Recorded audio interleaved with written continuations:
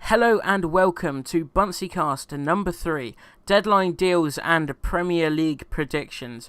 On today's podcast, it is fairly self-explanatory from the title, but I will be taking you through Fulham's 5 brand new deadline day signings that they managed to make, and I will also be doing my Premier League predictions for the 18-19 season. Starting off, Fulham, we had so many rumours throughout the day. They were coming from absolute nowhere. Me personally, as a Fulham fan, all I wanted from deadline day was that left back position sorted so Sessegnon can go up to his natural position at left wing. I mean, he wasn't actually a left back, but I think Fulham fans will agree we prefer him at left wing.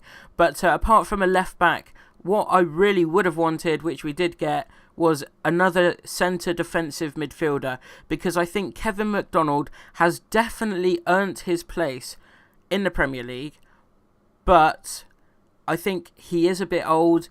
It could be too quick a game for him, and we definitely needed someone that can come on the pitch or even start ahead of him if he was to get injured, and we definitely got that in the end. All of what I think most Fulham fans wanted, we definitely got. What an amazing deadline day by Tony Khan.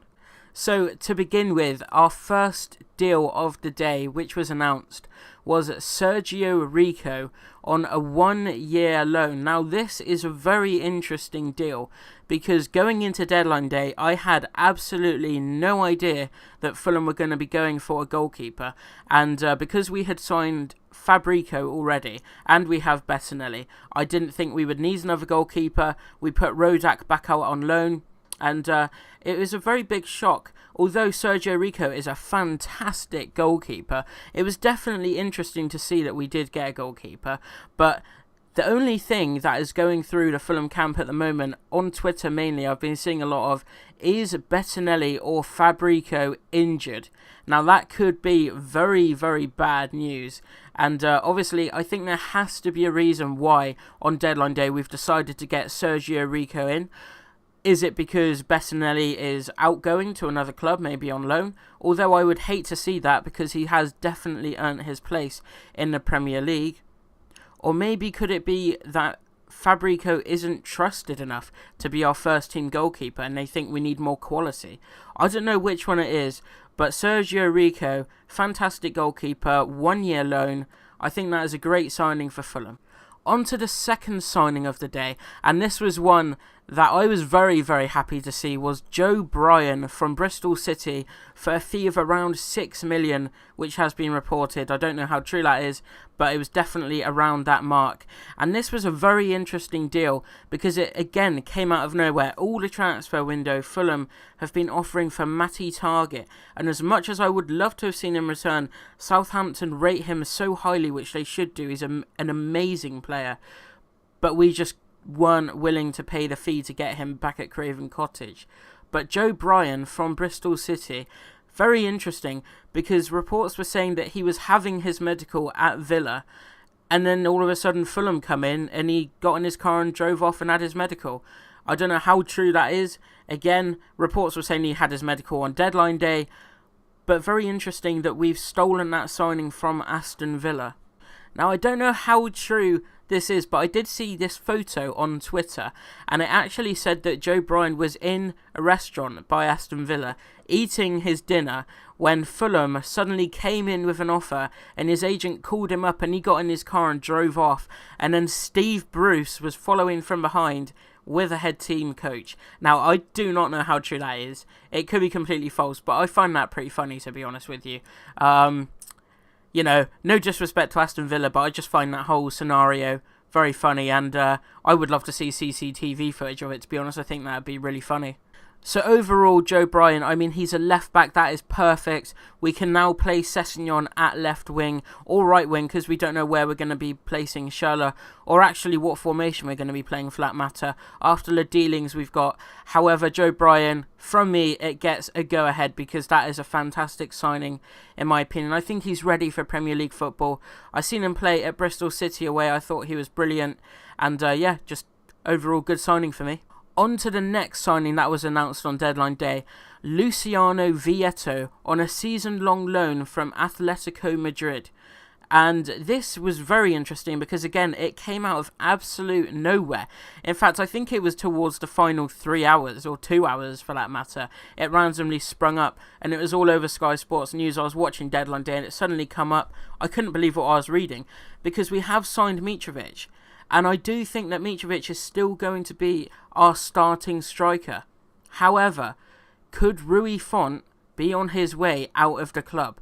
That is what the talk is at the moment, that he is apparently going to Olympiacos. Now, whether that is a permanent deal or a loan move, we don't know. However, Luciano Vieto, in my opinion, that is a fantastic backup to have. Or maybe we'll even play 2 strikers, we don't know. But even so, if Mitrovic was to get injured, that would be a fantastic backup. And a lot of people have been saying, oh, Mitrovic is not a good signing because he gets too many red cards, his discipline isn't good. But now we have Luciano Vieto. I love Mitrovic personally. I don't think his discipline is going to be bad this season. I think he'll be fine with Fulham. The way we play, I think it will suit him, and he won't need to have bad discipline.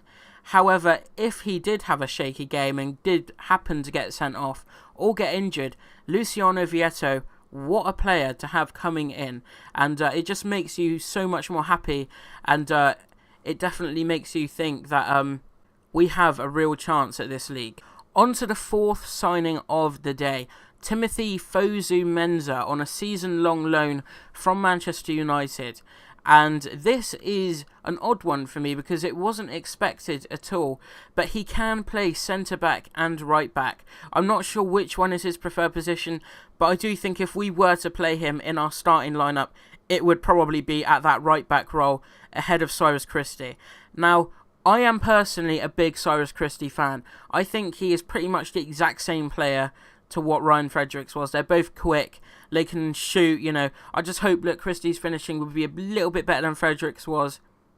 But Timothy Fosu-Mensah, that is very interesting, and I think could be a very good addition to our lineup. And it, again, came out of nowhere. All of these signings came out of nowhere, pretty much. And it was great to see.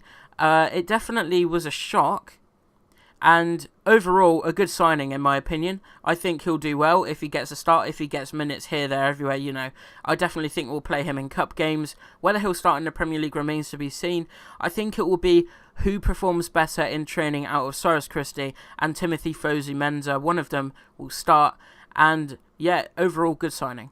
And finally, from Fulham's 5 big major deals on deadline day, Andre Frank Zambu Anguissa. Now, I probably didn't pronounce that right, I'm sorry if I didn't, but reports are saying that was between 23 to 30 million from Marseille, and this was the deal that a lot of Fulham fans were waiting for. After we got linked with this player, a lot of fans were really hoping this one came off, and I can't blame Fulham fans, to be honest, because this is a fantastic signing. We wanted someone that could replace Kevin McDonald if he got tired, if he got injured, but I think we've actually got someone that could step right in as soon as the team has gelled together and take his place. Now, I know that is big to say because a lot of Fulham fans, including myself, love Kevin McDonald. However, Anguissa is a fantastic signing, and I don't think you're just going to pay 23 to 30 million for a player to have him sitting on the bench. So overall, fantastic signing. I was so glad when we announced this one. And overall, from those 5 signings and all the other signings, including Jean-Michael Seri, Andre Schürrle, Fabrico, Callum Chambers, all of those overall, deadline day and the transfer window as a whole, 10 out of 10 from Tony Khan and the rest of Fulham Football Club. What an amazing transfer window. And I know a lot of people that I have seen have been saying you can throw money around here, there, everywhere, but what you really need in the Premier League is a squad that can gel together and play together. And I really do think after a couple weeks we're really going to have this, because you have to remember we still have a lot, if not all of the players that took us up from Wembley, so we can slot them back in the team, give them minutes at any time. They can bring back that team spirit, and although we've signed all these new amazing players, we really do have to commemorate and remember that amazing season we had. All of those players that were involved, we have to thank them for what they have given this club the opportunity to do. And wow, that transfer window goes without saying, amazing. Nearly, well, if not over 100 million spent. Fantastic. And here we go, my Premier League predictions for the 18-19 season. I see so many people make their predictions. A lot of them seem to be similar to what I think. A lot of them are very, very different. And here we go. Placed in the 20th spot, I am putting Cardiff City. And this may not come as a surprise to you because, you know, I talk a lot down on them about the signings they've made, but I just think they're not going to survive. They're not going to have a chance in the Premier League. In 19, I have placed Watford. In 18th, I have placed Huddersfield. And I do think that Huddersfield were probably lucky to stay up last season. In 17th, Brighton and Hove Albion. In 16th, Newcastle United. 15th, Crystal Palace. 14th, Southampton. 13th place, I am placing Bournemouth. In 12th, I'm placing the first team to be promoted from the Championship, Wolverhampton Wanderers. I think they're going to finish in 12th place. They had an amazing transfer window, just like Fulham. I think they're going to finish in 12th. In 11th, I'm placing West Ham United. In 10th, I'm placing a team that I support, Fulham Football Club. In 9th place, I am placing Burnley. In 8th, Leicester City. 7th, Everton. In 6th place, Manchester United. In 5th place, I think will fall Tottenham Hotspur. In 4th place, Chelsea Football Club. In 3rd, Arsenal. 2nd, Liverpool. And the Premier League winners, Manchester City. At this point, I just cannot see any other team that is going to be able to get more points than Manchester City. I don't think they're going to be replicating last season with all of those points. However, I just cannot see another team beating them in the Premier League on points. Now, a lot of people say that Liverpool, this is going to be their season. I could see it, but I just don't think they're consistent enough to get that top spot. Now, as you heard, I did place Fulham in 10th place, and this could be too high, or you never know, it could be too low. It really will depend with Fulham how quickly our team can gel, but I think it will be around that 10th place finish. I don't think it will be much lower than that, but I also don't think we're really going to be much higher than that in hindsight. But 10th place, that would still be absolutely amazing after just being promoted from the Championship. Come on, you Whites. Now, I know a lot of Fulham fans, just like me, are really, really looking forward to being back at Craven Cottage for the first game of the season, which is against Crystal Palace Football Club. And I think this is going to be a really tight game, purely because it's our first game in the Premier League. We've got all of these new additions. I'm not sure how quickly we're going to gel, but I can see us getting a result tomorrow, and I think it'll be a great day out. I'm personally going to be back in the hammy end with a couple mates, and yeah, perfect. First game of the season. Come on, you Whites. I think we're going to be fine. Thank you very much for coming back and listening to Buncey Cast number 3. The first official Premier League podcast will be released after the weekend's games. Follow me on Twitter if you haven't already at Buncey Cast, and if you're new to this podcast, check out some of the others if you would like. Thanks again, and until next time, goodbye.